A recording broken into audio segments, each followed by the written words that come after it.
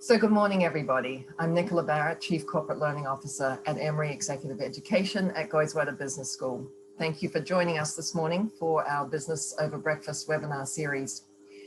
Of all the lessons we've learned over this past year, perhaps one of the most essential has been the importance of being flexible, adaptable, agile, and when possible, a step ahead of the curve. Not only is this true in how we work, but also in how we plan and strategize for the future of our organizations. The foundation of many organizational plans, the traditional sort of 3 or 5 year strategy planning cycle, is now too rigid to keep pace with constant change and the acceleration of that change. So how can we plan thoughtfully and decisively and yet remain flexible and open-minded? One option is to adopt the principles of innovation as part of strategy.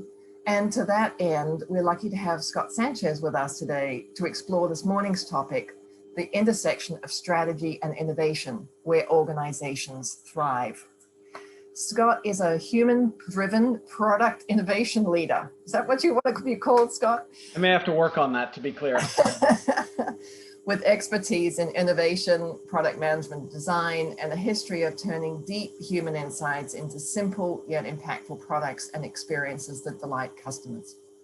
He has brought a customer-driven approach to innovation to organizations of all sizes across many industries to help invent and reinvent products and experiences to create sustainable growth. He's got a wealth of experience in corporate innovation, including stints as the VP of Global Strategy Innovation at Visa, Chief Innovation Officer at Nationwide, the founder of Innovators Atlanta, and now is the Product Innovation Officer at Deluxe Corporation, the Czech company. In addition to being to those roles, he is also affiliate faculty at Goizueta Business School, and he teaches in some upcoming courses. We've got an innovation workshop series, which is new, coming up in May this year, and also design thinking, which is a perennial favorite, coming up in July. So he's an excellent resource on innovation practices, and I'm really excited to have him back with us today. He's going to spend about the next 30-35 minutes sharing some insights, and then we'll transition to a fireside chat model for the Q&A. So please write your questions in the Q&A section at the bottom of the screen, and I'll do my best to get to as many of them as possible in the time we have today.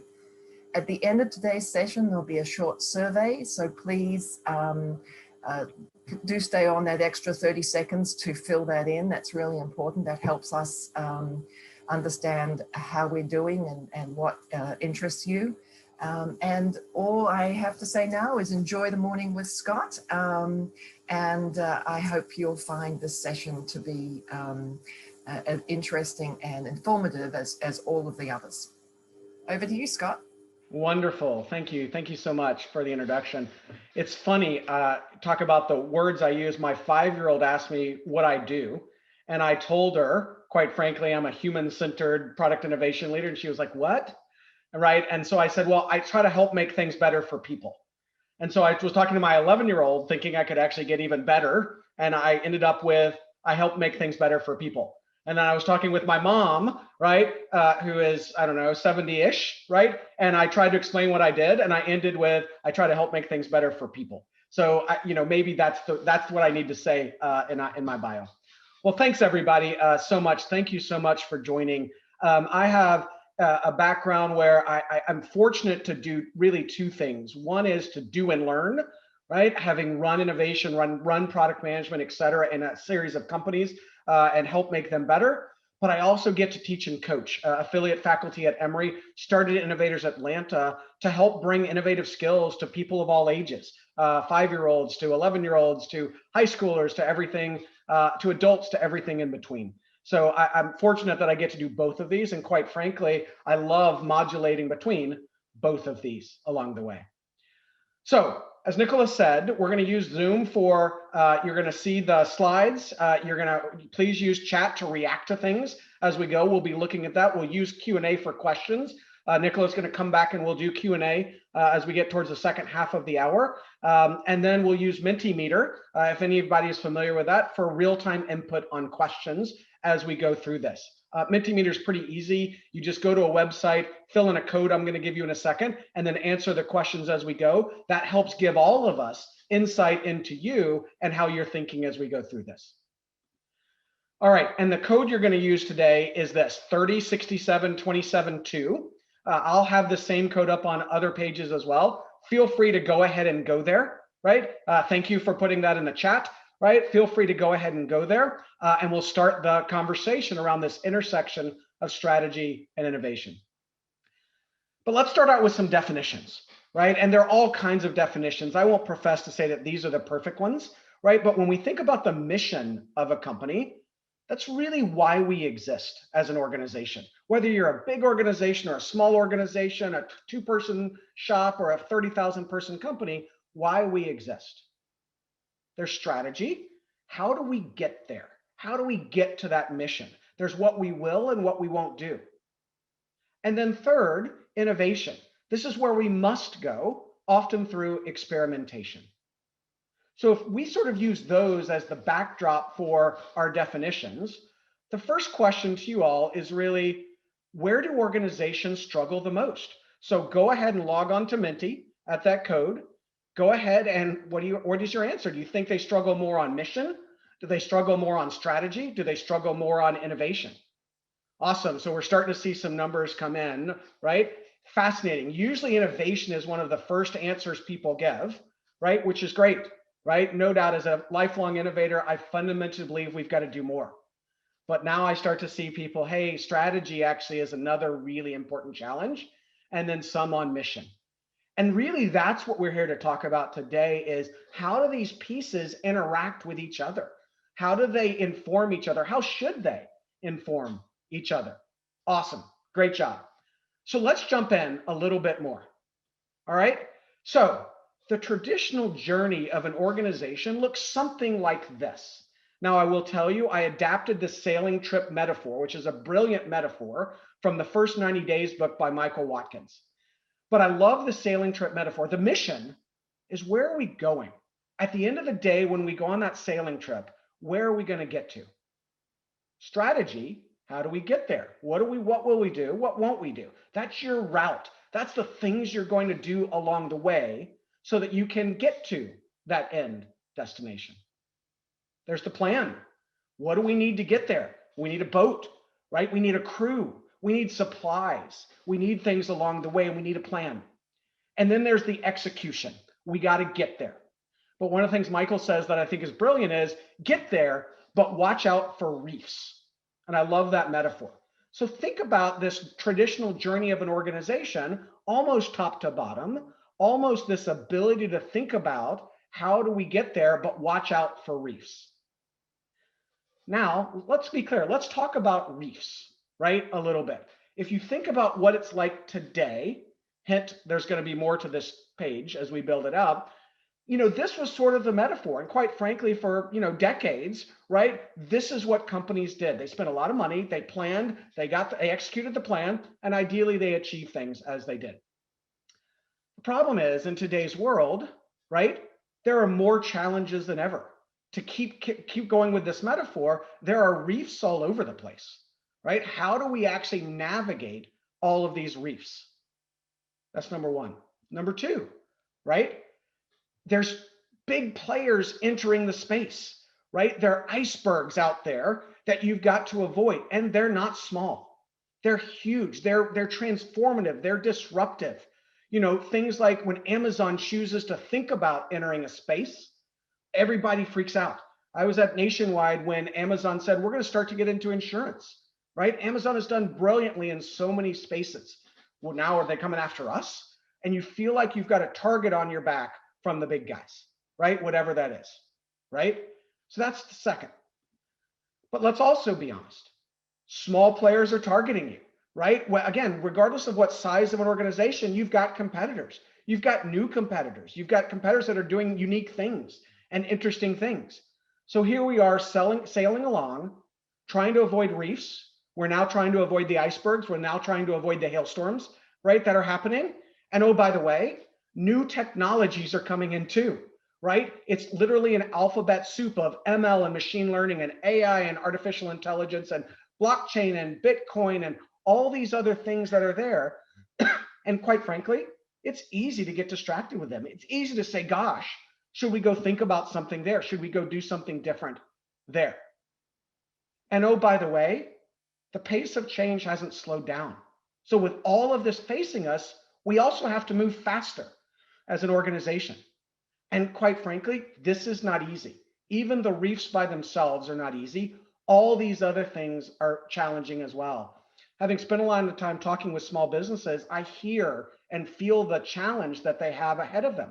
They know they need to move faster. They know they're not business people, right? They know that there's the big guy down the block, right? They know that there's another startup or another company that started a restaurant that's competitive to yours around the corner. So regardless of what size in the organization you are, how do we think about navigating this crazy, crazy world? So I've been fascinated by this question, having been in innovation most of my career. And it really makes me think that, revisiting strategy or our plan every 3 years or even annually, I wonder if that's dead now. I wonder if we have to actually go much faster along the way. A good friend of mine said this, George Kimball. He's a mentor, founder of the D School at Stanford, among other venture and entrepreneur things. He said, the cost of planning now exceeds the cost of experimentation. Said another way, we can experiment quicker on things as opposed to plan. He got this a lot from the MIT Media Lab, if you're familiar with them. And I'll just read you this quote from Joy Otto, who ran it a number of years ago. They said, in the old days, you needed hundreds of millions of dollars and armies of people to do anything that mattered.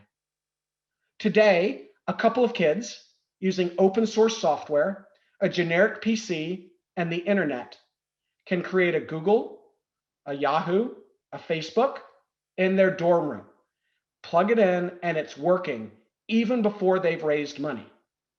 Now, I'm not saying we shouldn't plan. I'm not saying we shouldn't have a corporate strategy. We absolutely should. But how do we move at the speed of today when most of our organizations are set up for quarter or year or annual planning or annual strategy revisiting with the board of directors, et cetera? How do we move more flexibly and more fluidly through this? The good news is innovation is the thing, right? If corporate strategy really developed and really hit its heyday in the 1980s, innovation is really hitting its heyday over the last 10 or 20 years. You need both of them though. Innovation is all about this journey, a nonlinear journey or a squiggly line, if you will, of where we must go. And one of the tools that an innovator uses is that experimentation. So if the cost of planning is now exceeds the cost of experimentation, how might we use experimentation even more to help us be more agile, to help us be more flexible? This is something I've been thinking about for a while, and how do we actually attack this? So how might innovation help us navigate these troubled waters? And I think it's a really interesting question for us to think about, right? The good news is innovation is already part of most of these organizations, right? Whether it's an innovation team or an innovation person or asking someone to think more creatively, or of course, we all know that person who thinks a little different, a little quote outside the box. Innovation is there. The challenge is it's hard to miss. I'd be interested to know how many of you saw the little canoe along the way, but you get the idea. It's easy to miss. Sorry, it's easy to miss, not hard to miss. It's easy to miss. And so how do we make innovation an integral part of the normal cadence of mission and strategy that an organization takes? So next question, if you go back to your Menti, right, which should refresh, or you may have to hit refresh, right? In your organization, how well linked are mission, strategy, and innovation? What do you think? I'm fascinated to see this. This is the first time I've done this poll. So I see some very linked. Awesome. Congratulations, by the way. I think that's great. Somewhat.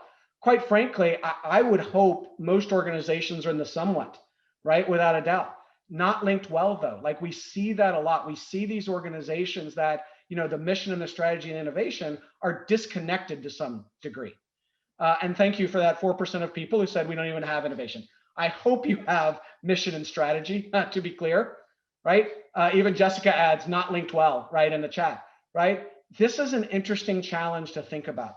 And let me be clear, I don't have all the answers. I don't have many of the answers, quite frankly. But what I think about a lot is how do we connect these and link these a little bit more? So let's go a click deeper, right? So maybe if the old journey of the organization was mission all the way down to execute, what if the new journey of an organization starts with these three pieces intersecting? The mission of why we exist, intersecting with how do we get there, what we will do and what we won't do, intersecting with innovation, where we go through experimentation. And I'm fascinated by these visuals, right? A little bit. If strategy is a route, if you can imagine a route in your car or on your phone of how you get from A to B, maybe with C, D, and E along the way. If innovation is the squiggly line, both of them are headed towards that mission. They just get there in some different ways. So how do we really think about that? When they're linked well, I love it when they're linked well, right? So something like 20 or 30% of people said they're linked well. I see this, the mission. It is strong, but it may evolve to keep up with the times, to be more relevant to people today, right?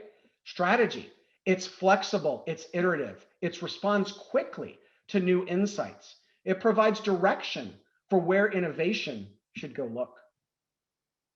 Innovation, when this is working well, we're spinning out insights, we're spinning out possible directions, we're helping strategy focus and learn quickly what's wrong and what's not. And it really accelerates the realization of the right mission. That's what we're going for when these pieces are in balance. And let me be clear, I'm not saying innovation is at the same level of mission or the same level of strategy. This is not about an organizational view or an importance view. This is about these three capabilities coming as well together as we can think about them. Now, when they're not work well, when they're not integrated well, I see this. The mission starts to lose relevance over time. I will tell you, I did not mean to spend my time at some companies that have been around for a long time. I joined Nationwide when it was 93 years old. I just joined Deluxe when it was 105 years old. And what I'm seeing as these companies evolve is how does that mission really update for today's world? We were having a quick conversation earlier when we started, before we jumped on the webinar, about words like dial a phone or rewind. Those words are lost along the way with today's age who grew up in the digital world. How do we actually allow that to help, right? And how do we actually update those to mean what we want? You don't dial a phone anymore. You punch buttons, right? You punch the number in. So how do we think about that? So that's the mission. Strategy. What I see too much for so many companies is they create these strategies. They're good strategies. Maybe they bring in consultants, right? Maybe they do it themselves, whatever it is. But they frame the strategy with respect to competitors. Excuse me. This is how we're going to compete about competitors. Or they frame it against industry realities to a mostly known destination. And this is not me saying bad things about strategy. Trust me, I've been a strategy person, right? This is me saying that's the reality. We think about our world in the context of the world around us. And so we frame, well, we'll go there. And it ends up being more incremental. But I also see where innovation fails a lot, whether it's to the side or it's some skunkworks organization locked in a room somewhere or out in Silicon Valley or whatnot. And it ends up doing innovation theater, if you will, that tries to experiment. It plays with shiny objects and technologies, but it doesn't really have the focus on the learnings or the driving of the business. It may start as an executive's pet project. Ooh, or you may sort of find someone smart and say, ooh, why don't you be our innovation leader or something like that? But that's not what we're really talking about when we talk about being linked well.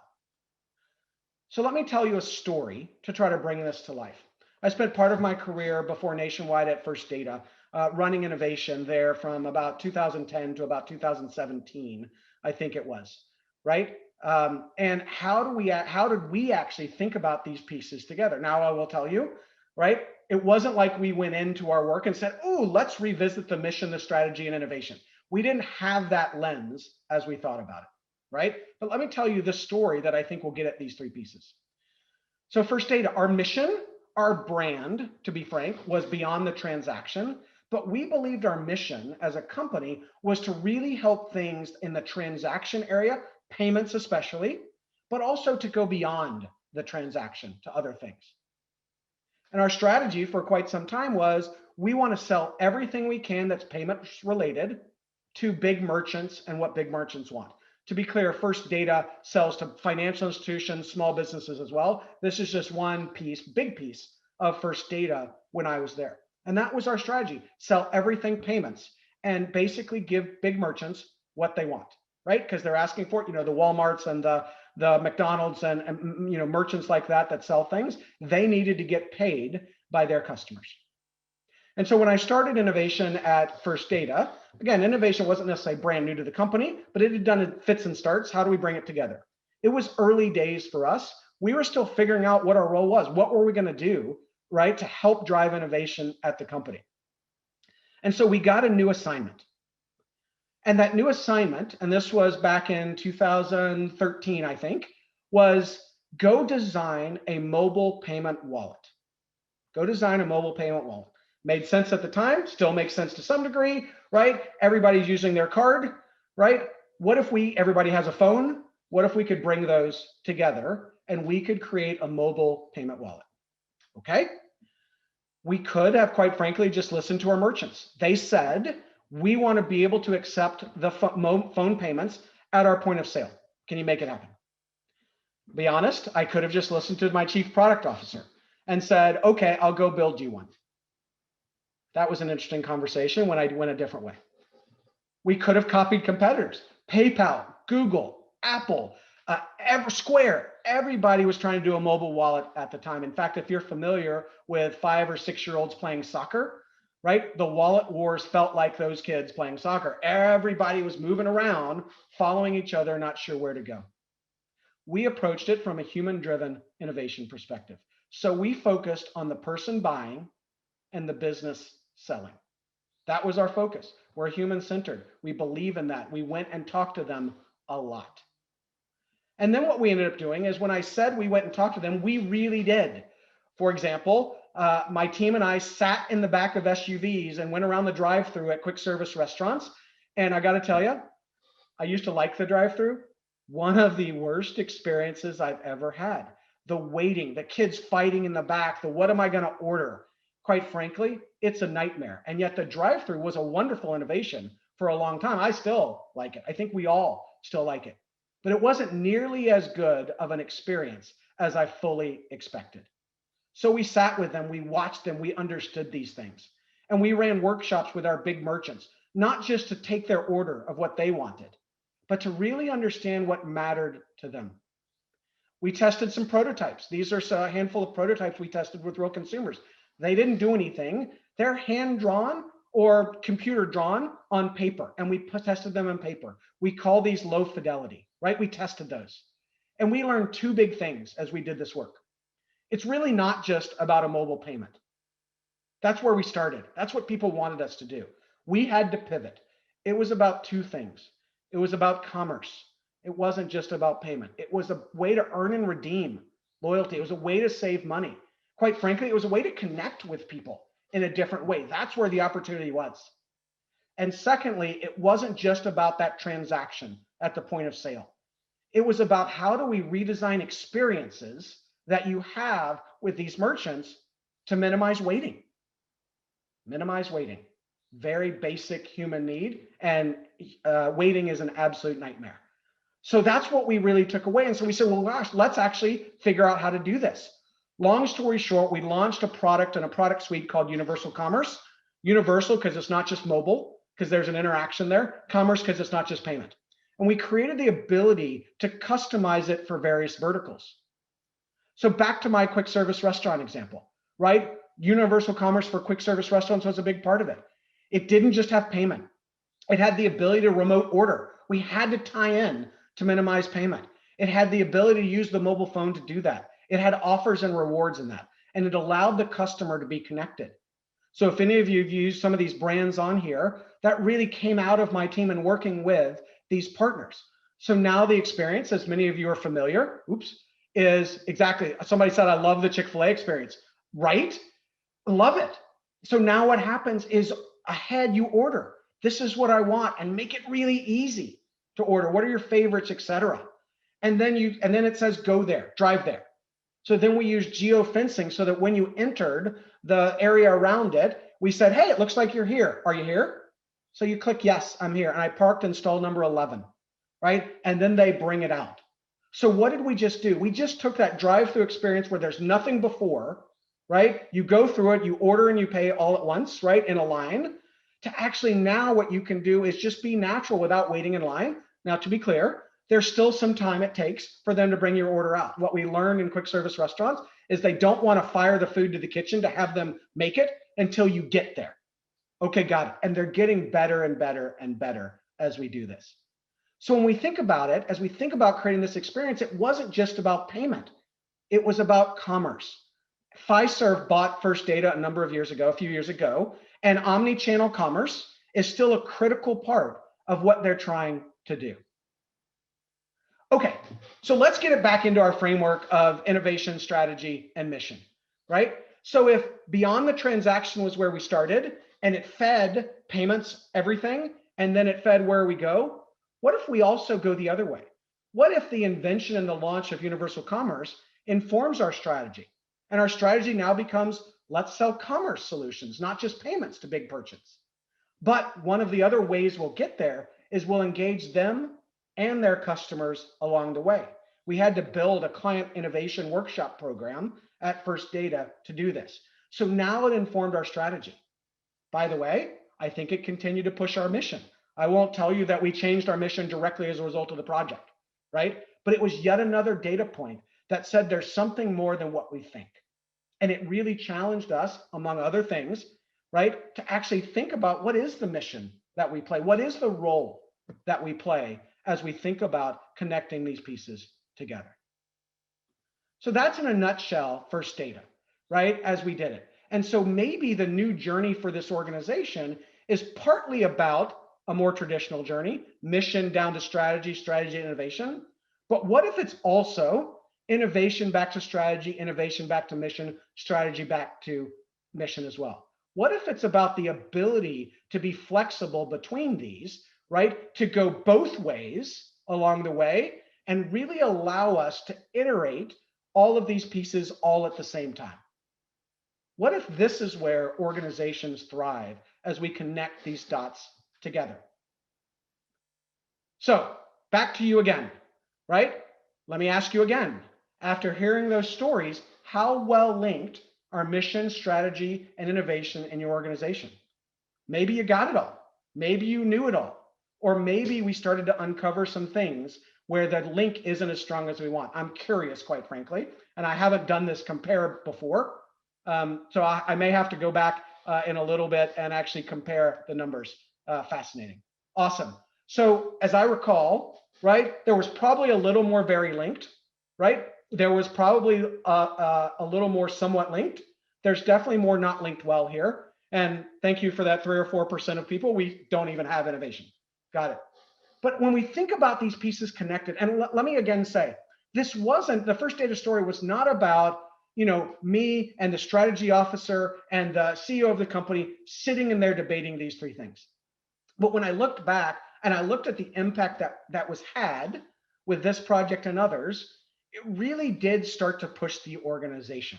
And so don't think of this necessarily as we have to do this directly. Every week, let's talk innovation, strategy, and mission, right? But if you think about how we can interact these things, if you're a strategy person and you think about how can you be more fluid, if you are sort of an owner of the company and you think about what are we really about, if you're an innovation person or working on something there, this is about how do we connect these. So what I've been fascinated about as we sort of head to the last number of minutes is this.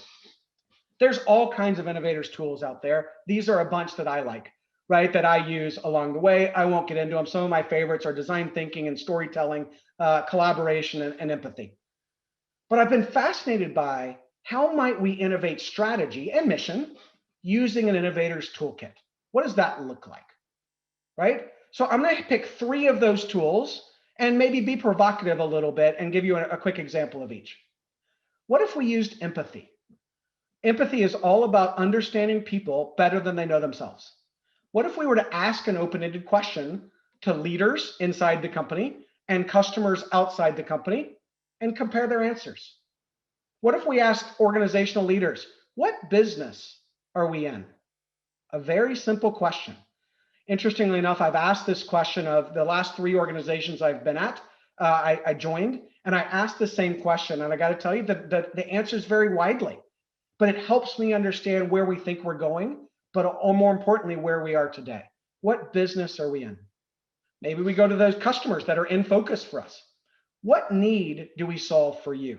If you're familiar with the jobs to be done framework, great, awesome. What job are we solving for you? You can't really ask that question because people don't understand jobs. But what need do we solve for you? Now, there's what they say back to us, but an innovator knows we have to get underneath that and we have to understand what they really need. So we're not just asking them to answer, we're trying to get to the real answer, even though they may not say it. So what if we used empathy to try to understand? And then we compared these answers as a picture for where we are and how aligned we are. So let's use an example. Kodak. I read a bunch of articles. I've talked to a couple of people who are at Kodak in its heyday. You know the story. They had the digital camera technology. They did these things, et cetera. They were amazingly advanced, and yet they really lost out, and they're out of business now, right? Largely, right? I believe if you were to ask them what business you were in, they would have answered, we're in the film business. In fact, that was their answer. Not that I was doing the interviewing, right? But that was a lot of their answer. We're in the film business. We're in the film business.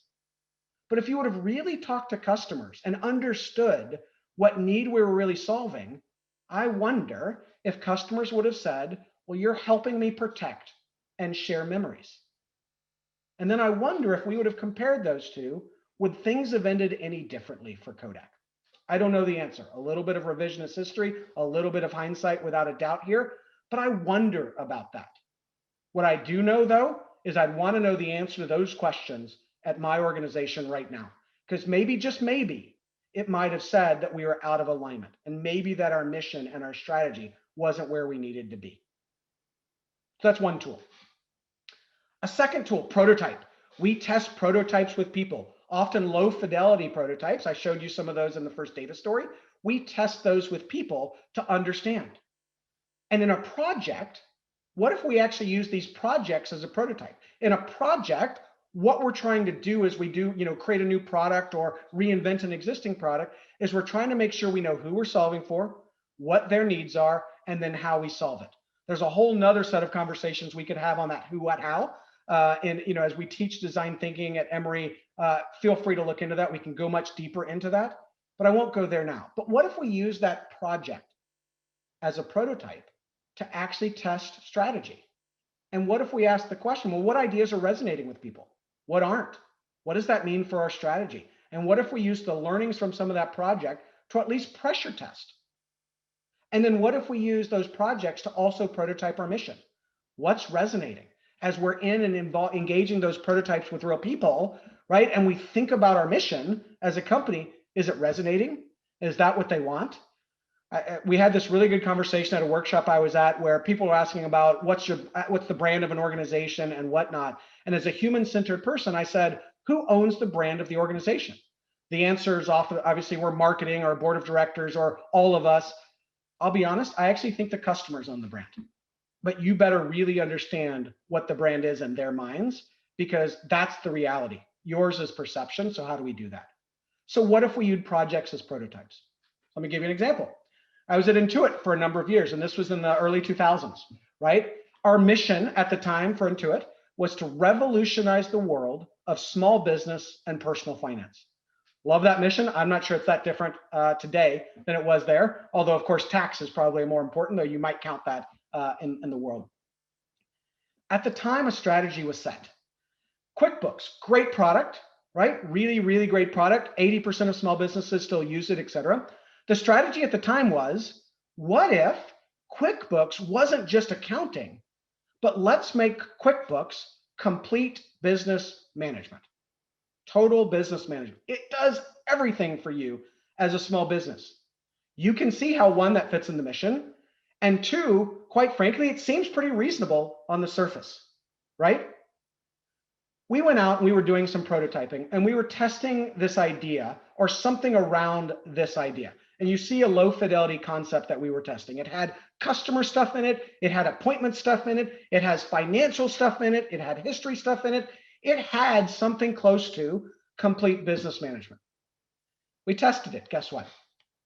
Customers largely threw up on it, right? They said, wait, QuickBooks is accounting. QuickBooks is my accountant who uses it. In fact, that's the way we went to market through our accountants. They still do, right? Use QuickBooks. The name is in there. Books, do your books, right? Customers said, that's QuickBooks is accounting. But by listening and using these prototypes, they then said, but honestly, I actually could use help managing my customers. What you got for me there, right? And then what that led us to is not so much that QuickBooks is the answer. It's that QuickBooks and an ecosystem around it, solving other problems or jobs or needs could actually help. And that's what I mean. That project helped us really challenge the strategy and then start to move to a different model. Again, this one project we did was not the thing that moved us away from QuickBooks as complete business management, but it was an early indicator that maybe our strategy was off as we try to revolutionize the world of small business and personal finance. All right, that's two. Let's do our third. Iterate.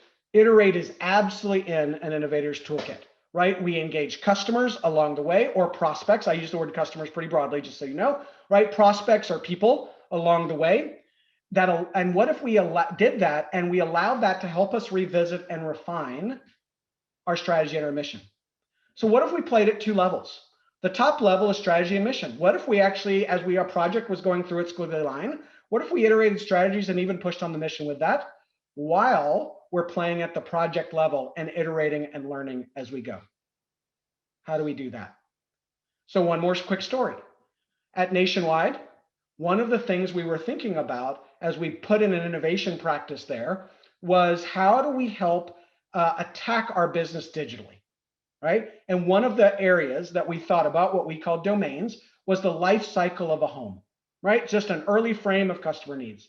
So as we were doing it, we started out that project trying to figure out where we could help, right? And so if I go along the bottom, right, we knew that maintenance and repair of homes was, quite frankly, a bad part of the life cycle of a home. We knew that.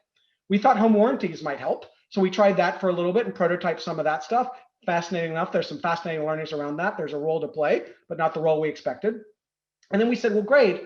What if we actually help you hire a pro? Well, that felt interesting, right? And then DIY. What about those people who want to do it themselves? And as we kept iterating, we finally got to the nugget that became the foundation for a business, which is how do we remote diagnose problems in plumbing, in electrical, in HVAC? And gosh, we were like, God, can we even do that? We were not HVAC people. So we kept prototyping with people. We kept understanding customers. We understood how the real pros do it. We went and rode with people to house calls pre-pandemic, right? Although what happened as we sort of kept going is that remote diagnosis really became a winner. Long story short, just a few weeks ago, Nationwide launched Anew. Anew is about expert home repair in an instant via remote diagnosis. It might even help you fix something easy, or they'll send a pro with a guaranteed price. And we're pretty confident that we could actually figure out what to price it at. So awesome. If you're in Atlanta, by the way, it's in pilot. I encourage you to try it, right? That team and Nationwide has done wonders with that. Super excited to see how this goes. But you see the pivot that we had to use to get there. But now let's flip to the top, right? We started out as a company. We insure your house, right? That's what we do. And we had this notion of protection, but what does that mean? But as we kept iterating, we kept pushing on the strategy. Well, maybe it's not just about insuring the house, it's about protecting the house. But what does that mean? Maybe protecting the house is also about lessening the burden of the home on the homeowner. We'll see how it works out. You could sit there and say, why is Nationwide getting outside of insurance, et cetera? Quite frankly, what Nationwide is trying to do is to follow the customers where they are going and help them along the way. So when you think about iteration, how do you not just iterate at the bottom level, but also the top level? Okay, here we go. As we wrap up, which of these tools might work best for you. Really, like if you think about these, what would really work best for you? Is it empathy to assess this alignment piece? Is it the projects used as prototype? Is it the iteration at the different levels, right? How do we really think about that along the way? Awesome, keep going, good answers. The answer is, I think all three of these and others are really good. In fact, in just a second, I want you to be thinking about what experiments you might try, and we'll have one more Menti poll after this. So here we go, super interesting, right? It's sort of balanced across the two. I'll be honest with you, that word prototype often scares people, right? It shouldn't. All a prototype is getting an idea out of your head and onto paper, but that's a whole nother sort of conversations that we could do.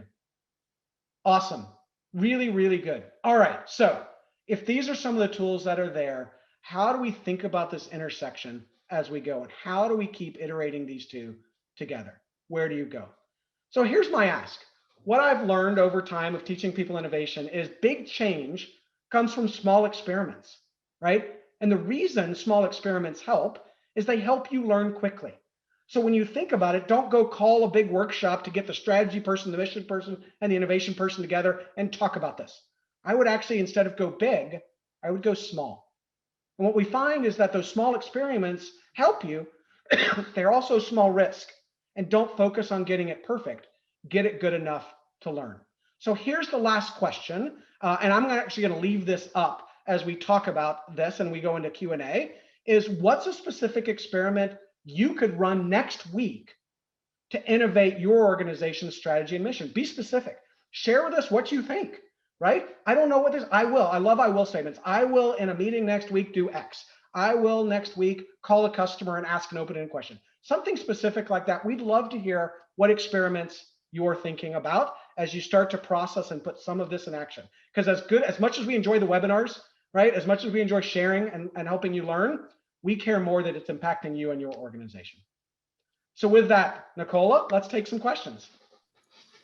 Thanks so much, Scott. I know the chat's been going hot. We're getting lots of interest and there have been lots of people on. So let's quickly go into questions. Can you talk a bit on the approach companies should take on core versus new growth innovation strategies and what to prioritize? And that came from Raymond Terre.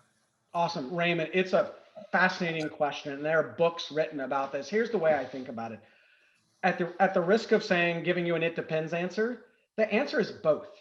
But what I believe is that you have to do what I call a dual model of innovation to hit both of those pieces.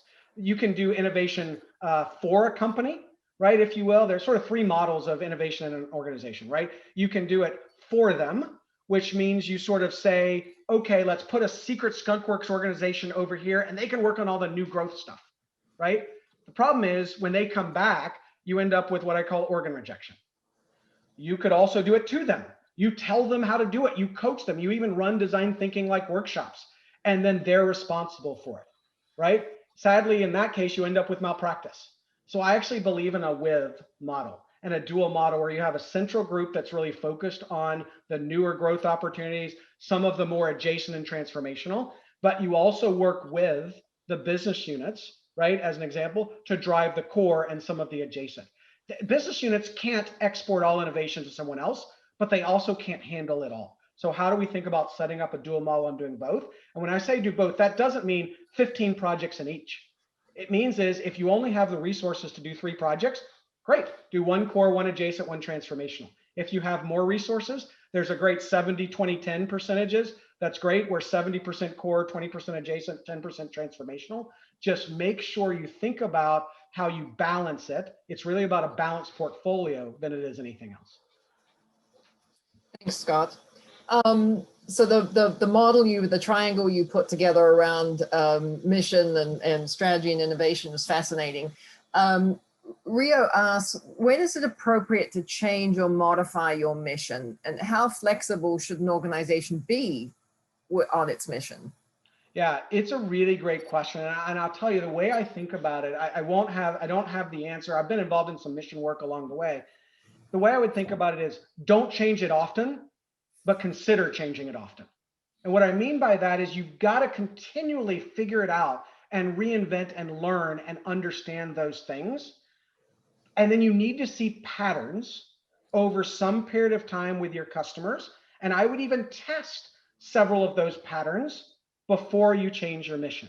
In my mind, the mission is a medium to long-term sort of direction of where to go. So don't change it lightly, but be thinking about changing it a lot more than we do, if that makes sense. And then I think you can skate that understanding between what's really a trend and what's a fad, what's really just current conditions and what's going to last. That mission is really what needs to guide you for a good amount of time. So just be careful with it. But again, I would keep challenging it. Make it okay to question the mission is the way I would think about it. Thanks, Scott. Shanice asks, really good point mentioning customers own the brand, but how do you convince the brand / the company to actually act on it? Can you share any examples in your experience? Yeah, without a doubt. You know, I've done this a couple times, actually a number of times. I did it in Intuit. I did it every step along the way.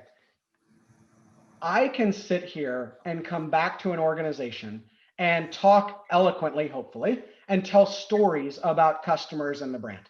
I can do that.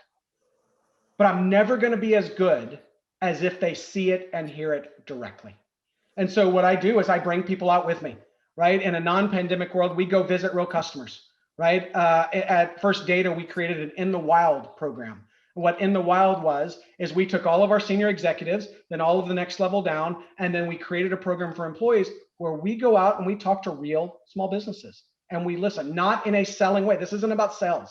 This is about listening, right? And then we bring executives back or we bring employees back and we play the role of a facilitator, right? We're not saying, I told you so. We're not saying, we're not even putting it in our words. We're saying, what did you see along the way? One quick story stands out.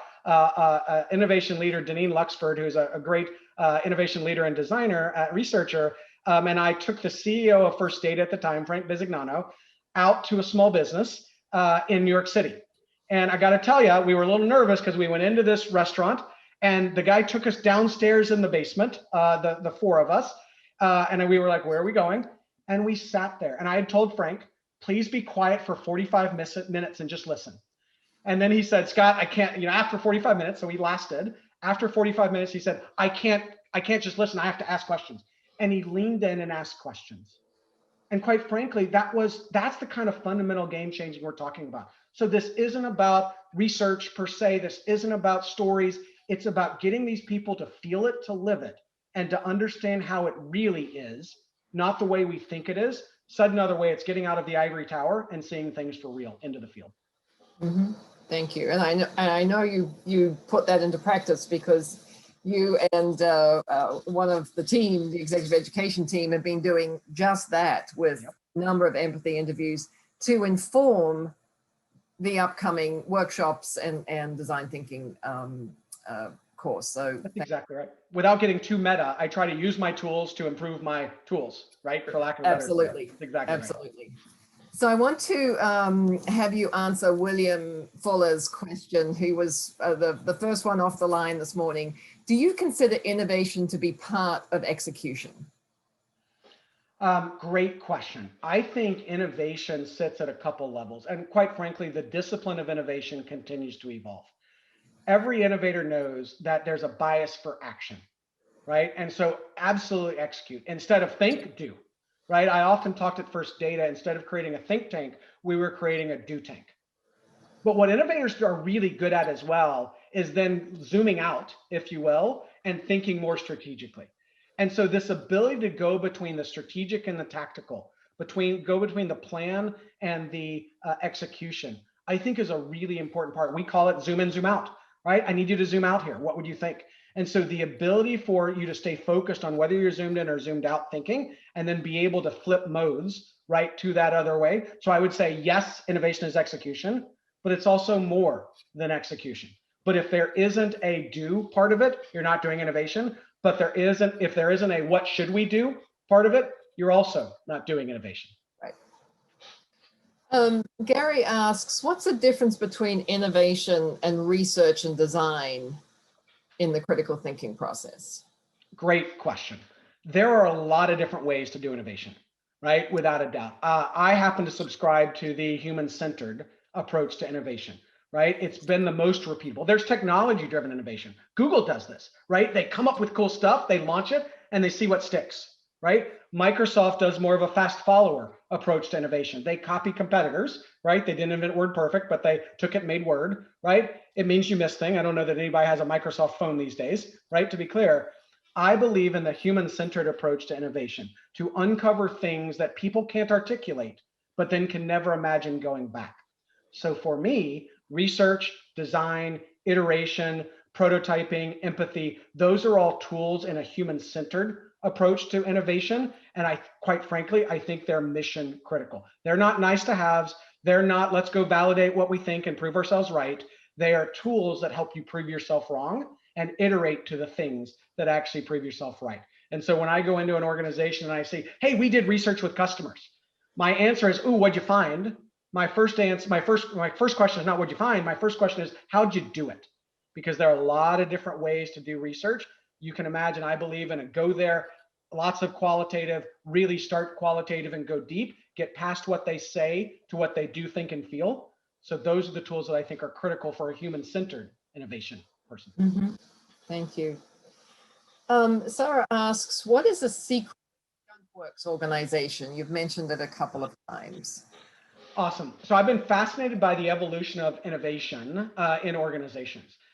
It started out as what I would call spray and pray, or spray, pray, and play, which is, ooh, let's try this. Ooh, let's try this. Ooh, let's try this. And it's just sort of this, I think somebody said in the chat, it's how do you sort of connect these things together? They're not connected together in that model.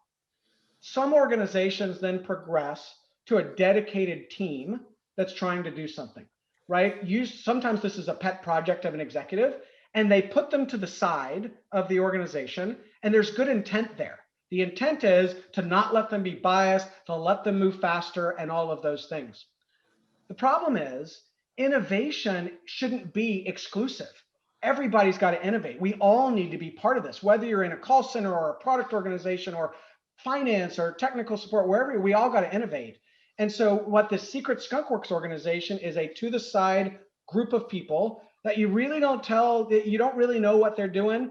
And quite frankly, there are a lot of people on the outside, metaphorically, looking in and wondering what's happening there. I will tell you, that is a wonderful recipe for distrust and employee engagement going down the tubes. So I would just be really careful with that. To be clear, that doesn't mean that everybody's involved with all the big new products and innovations, right? To be clear. What it does mean is that you're mindful of what you share with everyone that is inclusive, and then what you keep secret enough so that you cannot, that word doesn't have to get out. So I just get really nervous with Secret Skunkworks organization that people have heard a rumor, sort of the whole, I can take you to the room because I've been there before, but you haven't, right? I get really nervous with that because innovation needs to be embedded in the DNA of the organization, not just reserved for a select few. And I haven't seen those Skunkworks thing alone work very well. Mm-hmm. Yeah, they were all the rage in sort of the 90s, right? They were, right? And I get why they were. It was a good early nascent beginning to innovation as a capability, but I would argue we need to move past that quickly. Right. Jeff asks, what tools do you use to do back of the napkin modeling for your innovation ideas? For example, after understanding the initial feasibility, but before a full business operations, business and revenue modeling, how do you approach understanding sort of the basic back of the napkin maths to understand the opportunity and sizing? And I think this might have to be our last or second to last question. Awesome, great. So great question. Let me give us some language again. One of the ways I think about, and it was on that Innovators Toolkit, is that intersection of customer, business, and technology, desirability by users, viability, feasibility. This is definitely a viability question. Early on in a project, I let desirability drive. Absolutely. Customer centered, that's where we start. Because quite frankly, you don't know enough to size. You don't even know what you're sizing, right? If you do, you then size markets that exist. And now you've pigeonholed you into, we're just going to be a competitor in that space, right? I also don't let feasibility drive, by the way. But what I do ask viability and feasibility to do is, what are the possibilities? What would you do? And so we do what's called a squint test. And I'll be frank, I stole this from IDEO, right? They do a squint test. How many people can you get? How much do you think they could pay for this amount of value? like literally like 3 things that you multiply together just to see, is this big enough for us? As I get better, as we learn more and we start to understand what it is, what the how is, then we start to look for comparables, right? And we start to look at business models of comparables. But quite frankly, it's like selling your house. You look for comparables. They're not exactly your house. And so you have to use a little bit of, this Anew that we launched with Nationwide, right? There wasn't something like this that exists. So we looked at different things. We looked at Teledoc, right? How do we price that? So we looked at comparables to help us think there. And then of course we do the business model canvas and the business case, but don't kid yourself into believing that you know enough to make it a really good analysis early. You don't. So why even try? Just do high level quick things. It's low fidelity business case, that squint test, low fidelity comparables, medium fidelity comparables, and then you get into a high fidelity business case, if you will, to use that language.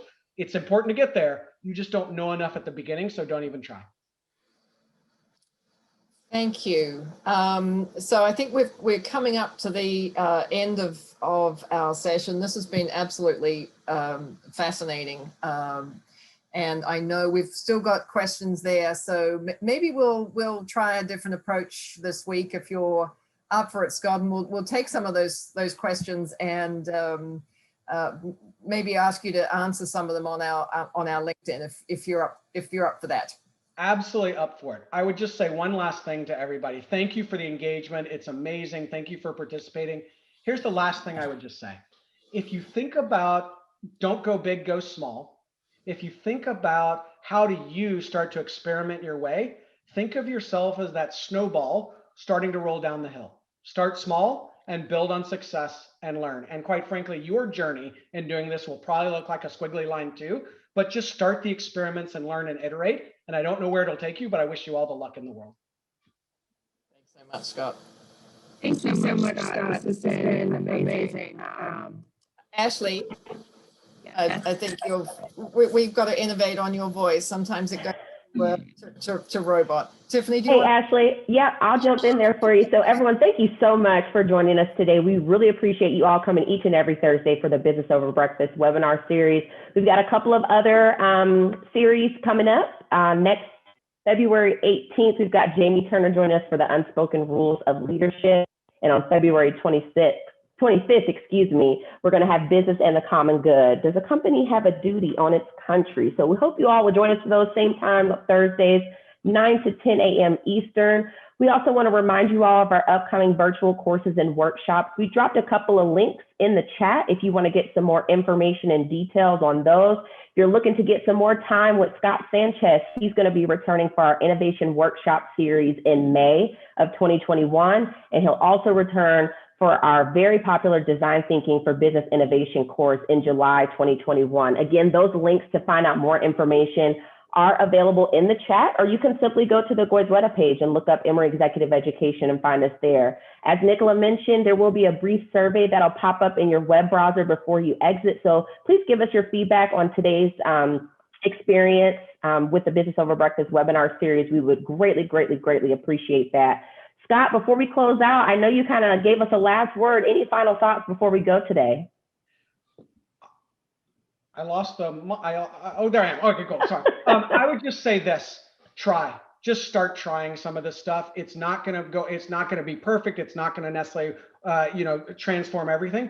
Just start to try. That's the thing we learn about building innovators is you try and you learn and you iterate. So that would be my ask. Try, a bunch of people put some great experiments in here. Try them next week and see what happens. Awesome. Thanks, Scott. Thank you, everybody. We look forward to seeing you all soon. Enjoy the weekend. Be safe. Take care.